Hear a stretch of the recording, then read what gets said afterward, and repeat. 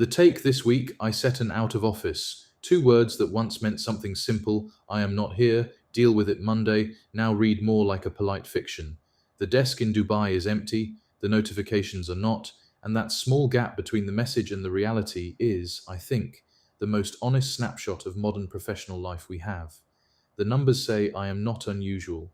54% of employees check work email while taking time off, and 85% receive work messages, calls, or emails after hours, more than a third of them every single day. The reason is rarely workload, it is reputation. 34% say they stay connected because going quiet would change how managers and colleagues see them. We have quietly redefined availability as a character trait. The auto reply has become the most widely ignored document in corporate life. So I am running an experiment. For the next 2 weeks, I am genuinely stepping away from the day job, but not away from the questions that sit underneath it. I am spending time in Paris with my wife Mickey's doctoral research group at École des Ponts, where the conversation is about Industry 5.0 and Society 5.0, the idea that the next industrial chapter is not about replacing people with machines, but about pointing technology back at human and planetary well-being. From there to Viva Tech, Europe's largest technology gathering, marking its 10th year with artificial intelligence as the thread running through everything, and then across to London Climate Action Week, where the talk turns from what technology can do to what it should do and at what cost to the planet. Two sessions in particular sit right on my common ground. At the LSE, a conversation bringing together law, policy, and civil society on where climate regulation is working and where the gaps still are. And at Somerset House, Globescan presenting its latest State of Sustainable Business findings, a read on what corporate leaders actually believe, as opposed to what they say in their reports. On paper, those are three different worlds: an academic research group, a startup spectacle, a climate convening.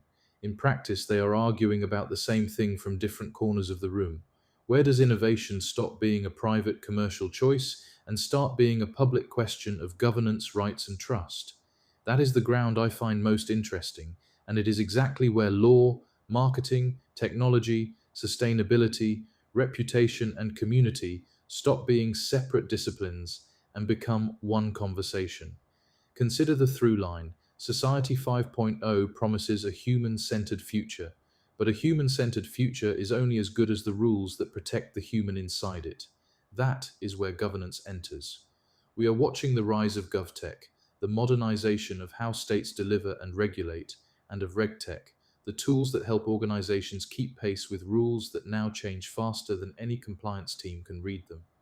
In 2025 alone, jurisdictions passed roughly 145 new artificial intelligence laws. 77% of organizational AI leaders now name data privacy as a significant concern for their strategy. The technology raced ahead, the guardrails are sprinting to catch up, and the people whose data fuels all of it are increasingly uneasy. 67% of consumers worry about how AI uses their personal information, and 70% of Americans say they have little or no trust in companies to handle AI responsibly. This is the part that connects back to my unread auto reply. The erosion of the boundary between work and life is the same erosion happening between the personal and the harvested. An always on worker and an always on data subject are the same person, conditioned to believe that switching off is a luxury they cannot afford, and that their information was the price of admission all along.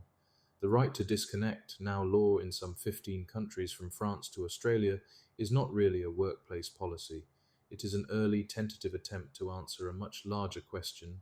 In an environment engineered for constant capture, who gets to draw the line, and what happens when no one does?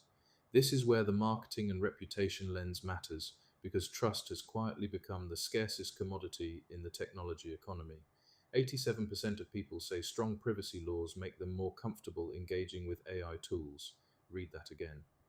Customers are telling us that regulation is not the enemy of adoption, it is the precondition for it. The brands that will win the next decade are not the ones shouting loudest about innovation. They are the ones that can be trusted with the off switch, that treat a customer's right to step back, to be forgotten, to not be modeled as a feature rather than a friction. So my out of office is doing more work than it looks. It is a small act of governance over my own attention, a fortnight to sit in the rooms where the rules of the next era are being drafted, and to think about how a marketer trained in law, sitting in the Gulf, Watching Europe legislate and Asia reimagine can help organizations find the common ground between moving fast and being trusted. I will be off the desk. I will not be off the question. The signal. 85% of workers receive work emails, messages, or calls after hours, and 54% check work email while on holiday.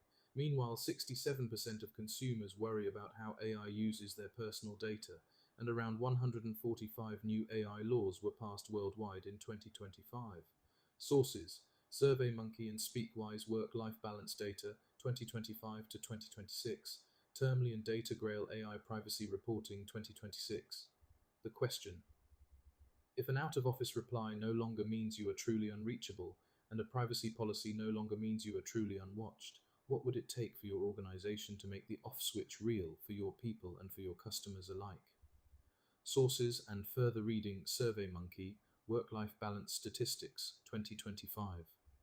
Speakwise, After Hours, Work Statistics 2026. CBS News, Most Americans check in at work even while on vacation, LinkedIn Survey. Techopedia, Right to Disconnect, What Countries Grant It Employs Them, Right to Disconnect 2026. Termly, 54, Revealing AI Data Privacy Statistics, Help Net Security, 145 AI Laws Passed in 2025, DataGrail Report, Secure Frame, 110 plus Data Privacy Statistics, 2026, VivaTech 2026, Paris, 17 to 20 June, London Climate Action Week, 2026, 20 to 28 June, LSE Grantham Research Institute, LCAW 2026 Programme on Law, Policy and Climate Regulation, GlobeScan State of Sustainable Business 2026, presented at Somerset House,